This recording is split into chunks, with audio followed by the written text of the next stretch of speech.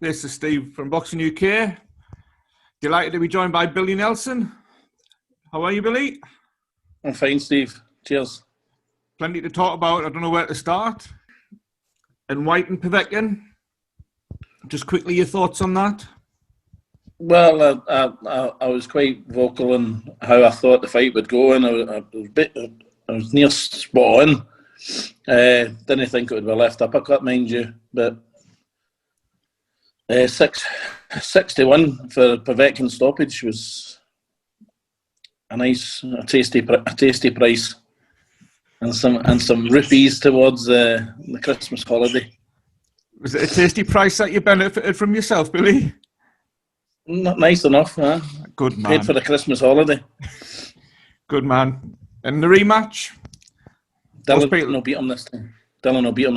Right. He'll reevaluate, and as long and only as long as his camp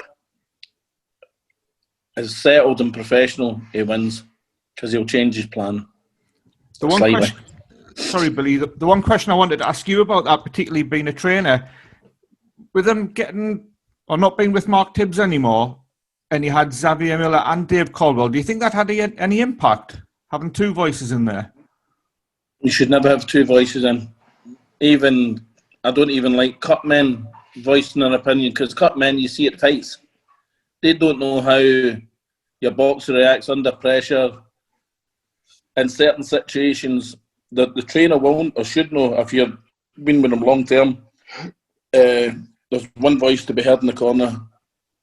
If I ask somebody to come in the corner with me, and I have done so once with Tony Sims, but Tony would purely suggest something, see something, say it, but let me do the talking in the corner. You know, you're there as eyes and ears, not to take over. And I'm not saying he took over, but no, he shouldn't even be speaking. It's the trainer's job to do that. Bringing things more up to date, Billy, because why Povetkin seemed such a long time ago. Last night, you were quite vocal about Daniel Dubois' opponent. Oh, it was a poor opponent. Let's be perfectly blunt. It was a poor opponent. Not Daniel's fault, but that opponent was woeful. 18-1. 18-1. Yeah. Oh my goodness. Cruiserweight. He looked teeny. As soon as the bell went, well, but even before the bell went, I said to my wife, I says, he's shitting a brick now. I says, he's froze. And he went down 3 times in the first round, and after 10 seconds of the second round or something. Aye, he was, aye. No, listen, you can't blame Daniel Dubois for it. I mean, what's his name? Joe got a similar. I would say Joe's opponent was better than him. But a German burger van fryer, you said, Billy. Burger van fryer. But he was better than that boy last night. At least he was a heavyweight, that guy. So, obviously, Joe's fought that guy and Daniel's fought last night. Because they've got such a big fight coming up, Billy, and they've obviously Have they got a big fight coming up? What happened? If anything was read into what Frank said last night, I think he was dependent on some kind of audience being there, wasn't he? Well, here's an alternative, and here's a challenge to Frank Warren. If they can't make that fight for financial reasons, Martin Bakole will fight either or at a fraction of the cost, and I can assure you it'll be a better fight. But I can also assure you neither of them will want to fight Martin. Can I put you on the spot with that then, Billy? Because you've obviously championed Martin for a while, and to the general public it looks as if nobody will take him on. So if I can just deal with Joe Joyce first, why won't Joe Joyce, in your opinion, fight Martin Bakole? Because he's got too much to lose, hasn't he? I mean, there is a saying, was it low risk, high reward? Whatever it is. But I believe Joe Joyce would fight him. Joe Joyce is a fighter, as is Daniel. Daniel would fight him. But politically, it will not happen. Because if Martin knocked out Joe Joyce or Daniel, where did he go? they're getting, where do they go? Supposedly they're fighting each other for exceptionally good money. Martin will fight either or for a fraction of that money. But why won't they take him on, Billy? Because he's too good. They've both shared the ring with him as well. In sparring? Mm-hmm. Can you tell us any secrets how that's gone?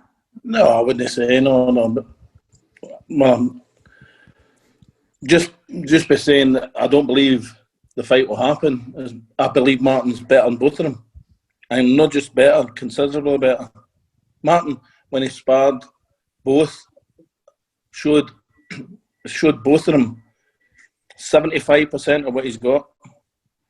It probably less with Joe, because leading up to the spar with Joe, Martin was sick for 45 minutes. And I said to him, "Are you sure you want to spar?" And he was sick at the end of each round. But he done fantastically well. It was a great spar, to be fair. So does that mean Joyce and Dubois are protected then, Billy? Well, I would, to an extent. I mean, Daniel has had 15 fights now, 16 fights. And his opponents, there's nobody on his resume that Martin Bakole wouldn't stop within a matter of a couple of rounds, 3 rounds max for any of them. Whereas he's fought, I know he fought Michael Hunter and lost. When the hands got, Michael done what he had to do, but Martin shouldn't have been in the ring that night. Yeah. He's fought, and he went to Poland and beat Whyte faster than anybody's beat him, including Klitschko, Jamal Miller and Pavotkin. So, he done that in front of 9,000 people, and he boxed superbly that night. And he's also had three KO wins against 2 half-decent guys. I mean, see, Hernandez would probably beat every one of Daniel's opponents. Yeah. Hernandez was, he's got some good names on his resume. And he's went the distance with. Some he's beat, most he get beat with. But he's went the distance and gave them good arguments, so he has. And I know you have a few Twitter spats with Sam Jones. Okay, it's just tongue-in-cheek half it, you know what I mean? But yeah, would you have a message to Sam in regards to trying to get Joe to take on? Oh, I've asked him several times for a fight. But we do appreciate Joe and Daniel have got higher profiles than Martin, but I've got a better boxer. It's just simple, and he will go on to prove that he's the better boxer. Long term, it will happen. I mean, I think I said a tweet today. I wrote a tweet today. Joe fought the burger fryer. Daniel fought that guy last night. Beyond words, that was a poor opponent. Martin's fighting Kuzman next. Yeah. He's been out the ring every bit as long as what Daniel and Joe has. In fact, Joe's had a fight since then, and I think Daniel had as well. So Martin's been out since November, but he's fighting the number 13 in the world. Does that not say a lot for him? In a way, though, Billy, because of that, you're going to be a victim of your own success, aren't you? Because if he does a job on Kuzman, that's going to make them even less likely to want to face Martin, isn't it? Well, there's a whole lot more fighters out there than Joe Joyce and Daniel Dubois, and we're the best promoter in the world. So Eddie will get the dance partners for the other corner, 100%. It's just that they do struggle. They do struggle. I'm not tell you lies. I mean, the amount of folk we've asked, no. I mean, I've even been asked. We've been asked to fight Tony Yoka. We said yes. They said no. He's an Olympic gold medalist, for goodness sake. Yeah. The words were they want somebody easier for his comeback. Somebody easier. So you're cherry picking there, aren't you? You're fighting good quality fighters, and believe me, long term it'll affect them. Just on Martin on the 26th, Billy, that's all confirmed, isn't it? Because was he disappointed not to get on Fight Camp? Oh, very disappointed. When Kuzman pulled out, we got an alternative of 3 fighters, and we said yes to one of them. And as far as I'm aware, that fell through, and it was the time schedule was just too tight to get somebody else in. Yeah. So it's the 26th. Where's that at, Billy? Somewhere in England. I think it's London again. Right. Doesn't So, really matter.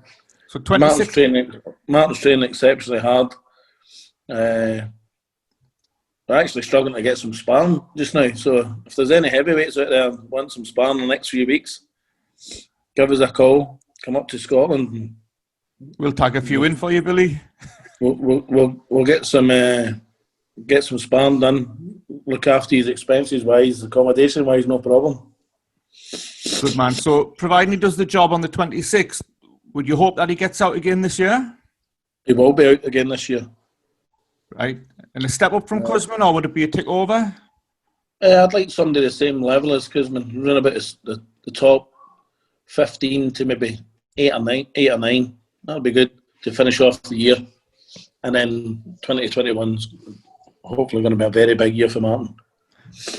I mean, if he watched the boxing last night and watched Big Tyson Fury's interview, and he said if Wilder doesn't fight him and Povetkin versus Whyte is happening, he said he'd fight Tyson Fury no problem in December, anywhere.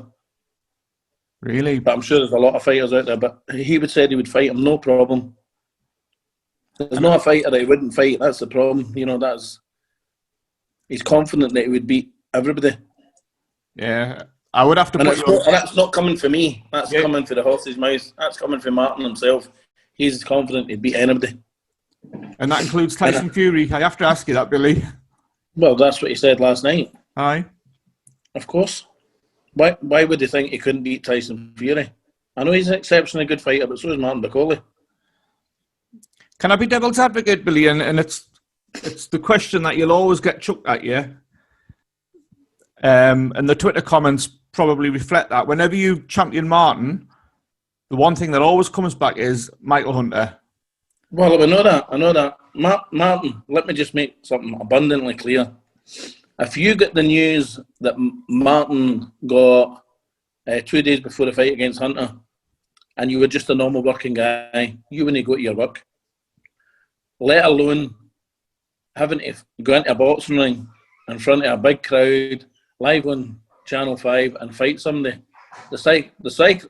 Psychologically, see, 80% of boxing is psychological up here. When that's not there, you can look $1 million physically, but if you're not right here, you're fucked.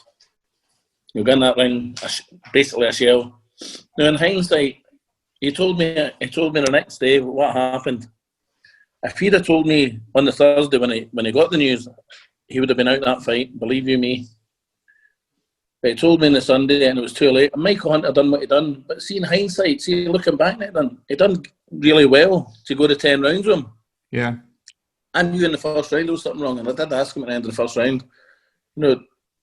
This was a guy that was leading up to that fight. He was sparring fantastically well with AJ and big Fury. Uh-huh. I mean, the sparring was top draw. He was looking $1 million. I'm like, what's happening here? It's like I don't know. It's like chalk and cheese, you know what I mean? It really was. It was breaks your heart because you work hard. He worked exceptionally hard, and he's never been in a better condition than before the Hunter fight. It was just psychologically, it was gushed. But that's all dealt with. What I'd say to people is, go and watch the Michael Hunter fight, and then go and watch his comeback fight against Marius Whyte. Aye, that was some performance, wasn't it? Mate, he schooled him and then battered him right at the end. And that man says that Marius Whyte said after the fight, he's the best opponent that he shared the ring with. Now go and have a look who he's fought. And for him to say that, that's a compliment and a half. But he's not the only person who said that. Yeah. I mean, he's sparred guys in England that have said they've been in with this one, that one, and the next one. You're by far the best. And I'm not just saying that. That's a fact. So top trainers have complimented him. But these are real boxing men. We're now fighting the world number 12 or 13, whatever a certain guy is. It's going to be a hard fight. We know that. We're training for a very hard fight.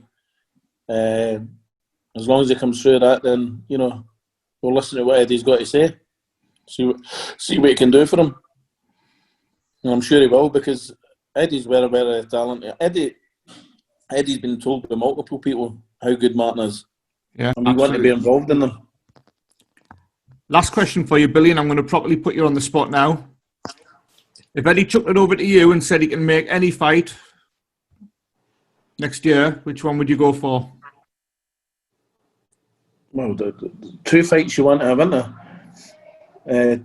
Tyson Fury in America or Anthony Joshua probably in Africa, because he's got family ties in Nigeria. Martin's for Congo. That'd be a great fight, and that'd be huge. But Tyson, all right, AJ. But in the meantime, being realistic, that's not going to happen next year. So we need to be looking for the likes of Derek Chisora, Dillian Whyte, Pavotkin, Higovic. Usyk? I would fight Usyk. I remember Martin's brother's the world cruiserweight champion. Is a southpaw, a very skillful southpaw.